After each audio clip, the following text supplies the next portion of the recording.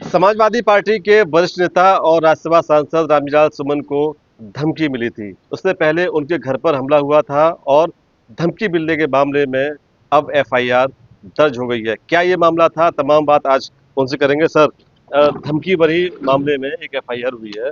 किस तरह की धमकी थी और क्या इसकी डिटेल है? देखिए, जहां तक धमकियों का सवाल है, धमकी एक बार नहीं अनेकों बार धमकी मिली है। 5 मार्च को एक ही नंबर से हमें 2 बार धमकियां मिली।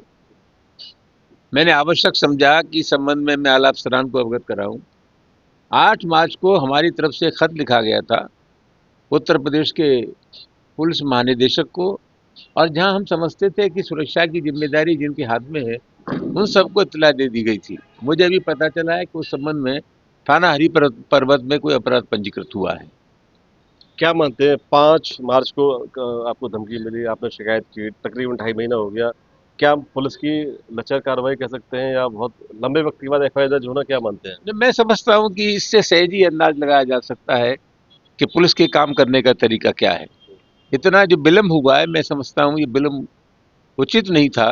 तत्काल प्रभावी कार्रवाई किए जाने की आवश्यकता थी। क्या पुलिस की अब तक कार्रवाई हुई है, करीब 1 साल से ज़्यादा हो गई, हमला हुआ फिर धमकी मिल रही है, तो पुलिस की कार्यशैली या प्रशासन की कार्यशैली से संतुष्ट हैं क्या आप? मैं 2 उदाहरण देना चाहूंगा जिससे अंदाजा लगाया जा सकता है कि पुलिस का रवैया इस मामले में क्या रहा है। हमारे घर पर प्राण घातक हमला हुआ, आप सब जानते हैं, मुकदमा दर्ज हुआ, लेकिन कुल मिलाकर के जो लोग उसके लिए जिम्मेदार थे, जो उस आंदोलन की अगुवाई कर रहे थे, जो उसके नेता थे, उनके खिलाफ कोई कार्रवाई नहीं हुई। नए लोगों को उसमें शामिल कर दिया गया। और दूसरा सबसे अहम सवाल, उस समय पुलिस पिटी थी। पुलिस की तरफ से एफआईआर पंजीकृत हुई, पुलिस का डाक्टिवान हुआ था, और इससे ही आप सहज अंदाज लगाया जा सकते हैं कि पुलिस के पिटने के बावजूद भी जो दोषी लोग थे उनके खिलाफ कोई कार्रवाई नहीं हुई। मुझे लगता है कि सत्ता का जो केंद्र है वहां से संदेश आ जाता है कि आपको इतनी कार्रवाई करनी है, इतनी कार्रवाई नहीं करनी है। उसी दृष्टि से कार्रवाई हो रही है और ज्यादा कुछ नहीं हो रहा। क्या लगता है कि अभी भी सुरक्षा को खतरा है?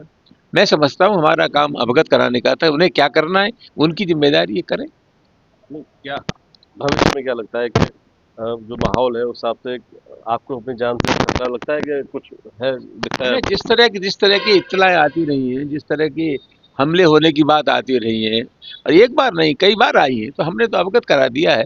सुरक्षा हमारे जिम्मे थोड़ी है, सुरक्षा देने का काम राज्य सरकार का है, पुलिस का है। तो पुलिस इतना सब कुछ जानने के बावजूद भी अगर कार्रवाई नहीं कर रही है तो ये पुलिस का अपना दृष्टिकोण है। सुरक्षा भी है? समझ लीजिए है। मतलब जो सुरक्षा है वो एकदम सफिशिएंट है? तो सुरक्षा क्या है, हमारे पास यहाँ घर पे कुछ पुलिस के लोग रहते हैं, एक सांसद को जो 2 सिपाही मिलते हैं वही हमारे साथ सुरक्षा रहती है, और एक एक गाड़ी चलती है हमारे साथ जो सिर्फ आगरा जनपद तक चलती है, इसके बाद कहीं कोई सुरक्षा व्यवस्था नहीं। लगता है कि आगे सुरक्षा के लिए खतरा है? ऐसा है, क्या खतरा है क्या खतरा नहीं है, मैं तो एक अदनास आदमी हूँ। हमें जो इत्तला मिलती रही है उसकी इत्तला हम राज्य सरकार को देते रहे, डीजीपी को देते रहे, पुलिस आयुक्त को देते रहे। क्या इंतजाम करना है ये उनका दृष्टिकोण है।